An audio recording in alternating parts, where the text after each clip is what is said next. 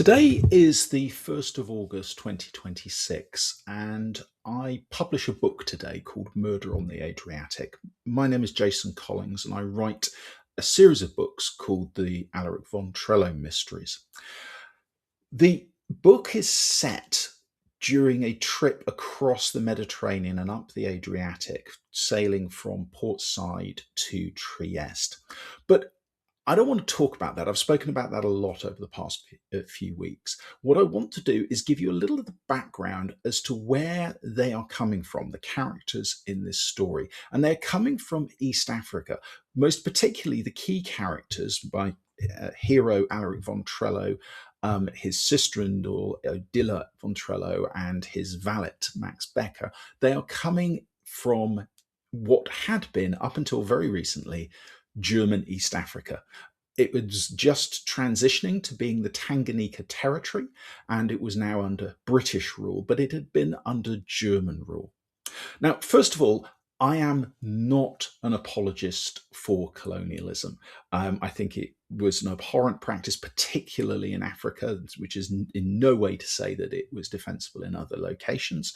But I think it's nuanced, and I think there are both good and bad things that came out of that experience, with a massive preponderance on the negative. That's as much as I'm going to say about that. But what I do think is remarkable is something that is almost entirely forgotten, which is that in German East Africa during the First World War, a German-led army, predominantly made up of local African recruits, what were known as askari, fought some of the best soldiers in the world to a complete standstill. Even though that they were ill-equipped, they were massively outnumbered and outsupplied. They fought the entirety of the First World War, and they didn't lose. They didn't win, although they won a number of individual battles, but they didn't lose. And that is utterly remarkable. And I just want to talk about that. It forms the background to the story. It's also the background to the previous story in the series, which is called The Ngoni Princess. But it's such a great story, that it really deserves to be a little more widely known. So this force was led by a man called General von Lettow-Vorbeck, Paul von Lettow-Vorbeck. And he inherited this. He didn't create it. He took it over. It was what was called the Schutztruppe, the defense force. And it wasn't really an army. It was there primarily to keep the local tribes in their place. There had been various wars and conflicts with local tribes. It wasn't meant to fight against another European army. However, with the coming of war in 1914, there was a demand to do something. There had been discussions about effectively declaring neutrality, but the decision was made that that wasn't going to happen. And what you have to understand is that this colony, which became Tanganyika territory, now is the mainland part predominantly of Tanzania, was entirely isolated.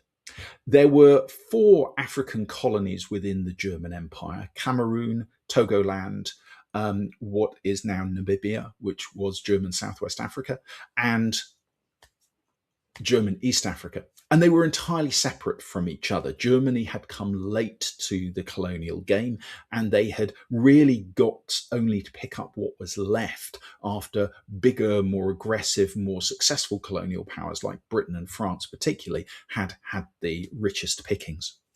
And they were particularly in an area of Africa that was dominated by the British. You had Rhodesia to the southwest.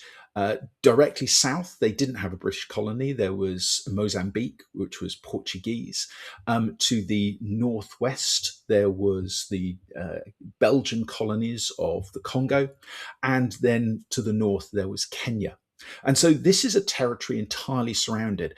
And so if they had powerful naval forces, they might be able to keep supplied, but they didn't. They absolutely didn't. The German Navy had no ability to force their way through the British Royal Navy and get supplies to this colony. And so this colony is effectively stuck. A few ships get through, blockade runners. One light cruiser gets in, but gets cornered in a river delta. There's a fantastically exciting battle, but eventually it is sunk.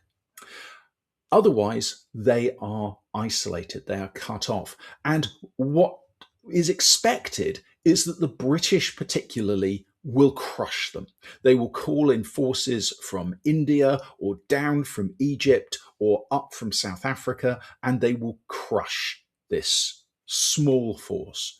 And by small force, we're talking about 10,000 troops, and the troops are predominantly local troops led by officers who are German and certain non-commissioned officers.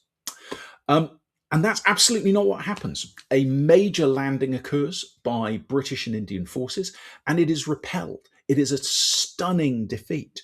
There are then a series of other battles, and please go and read about this stuff. It makes a fantastic adventure style stories, but also understand the horror that sits behind it. These battles were bloody.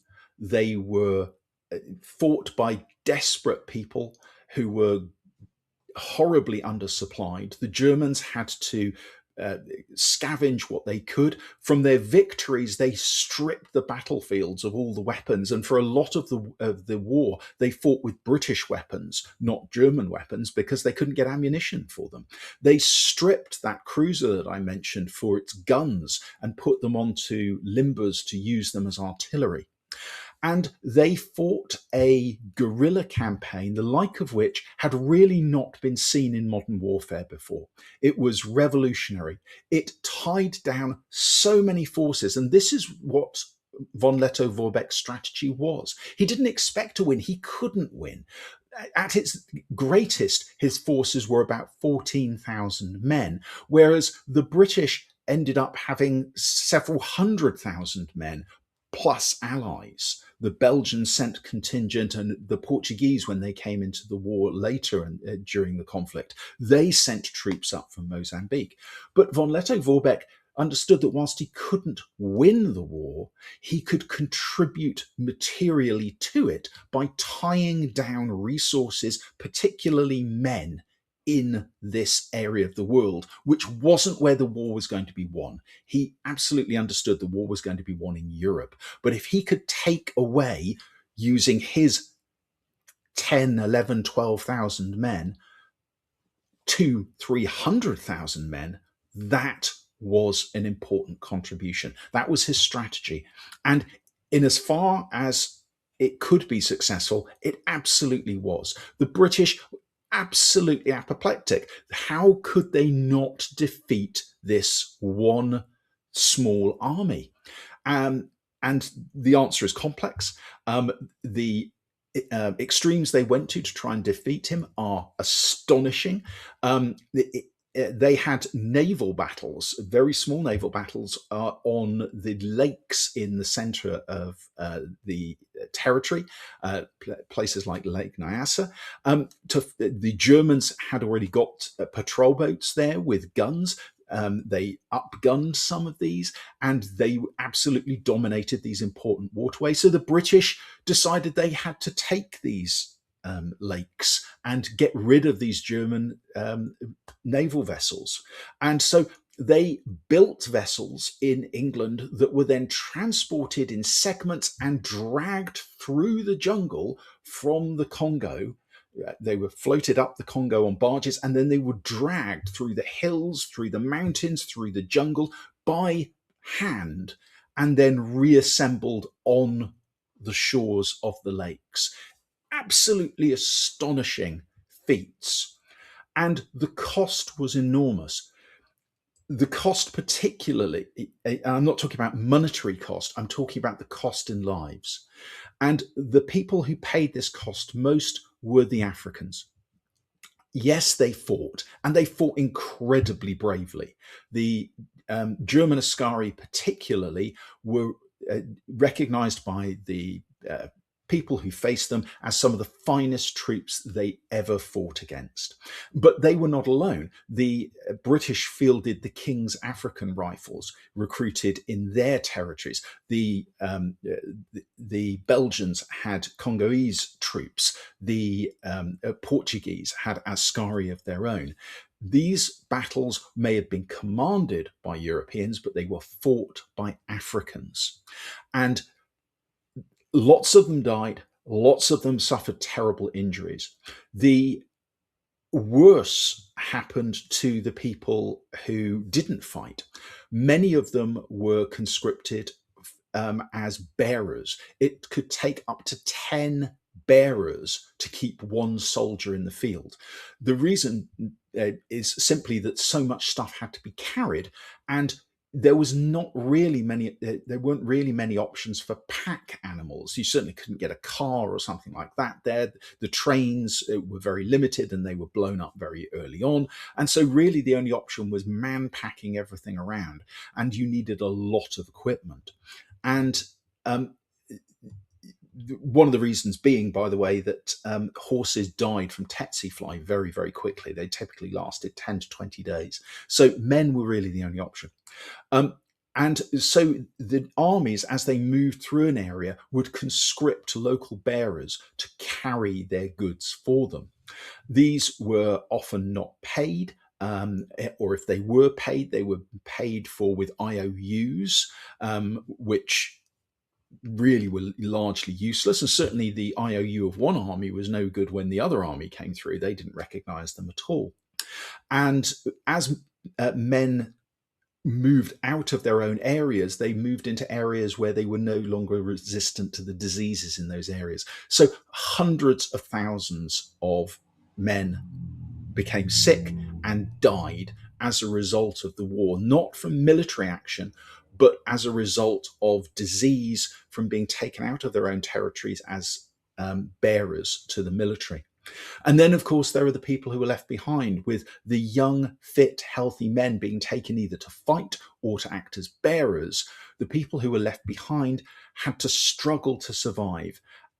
They had to try and grow crops, harvest crops, when the main physical capability of their village had been stripped away. And again, famines resulted, and these famines didn't just last through the war, they lasted for years afterwards. The death toll is never going to be known because, frankly, the European powers didn't make any note of it. They didn't write it down, they didn't record it, but it is thought to be in the region of hundreds of thousands of people, possibly 500,000 people by some estimates, who died in that area in East Africa as a result of this conflict.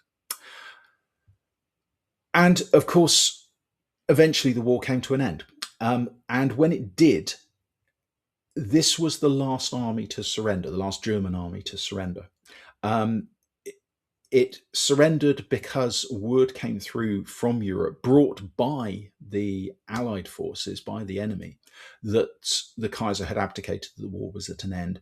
And von Lettow-Vorbeck's troops finally surrendered. The Germans were sent back to Germany, and the African askari returned to their homes. Whether you feel that it was right, wrong, or indifferent, and I think most people will say it was a terrible thing, the men who fought, the askari who fought, were immensely proud of their service. And this creates a certain ambiguity, because we can look at this from the point of view of 2026 and go, it was a terrible thing. But those men were proud of what they were. The words, "I am a German soldier," became a mark of pride to these men who had fought for Germany. And in the period post the Second World War, the West German government attempted to acknowledge this service. They provided a back pay and pension. to the askari who had fought on behalf of Germany. And they sent out a commission to provide this money. But of course, documentation, pay books, even uniforms were long, long gone by this time.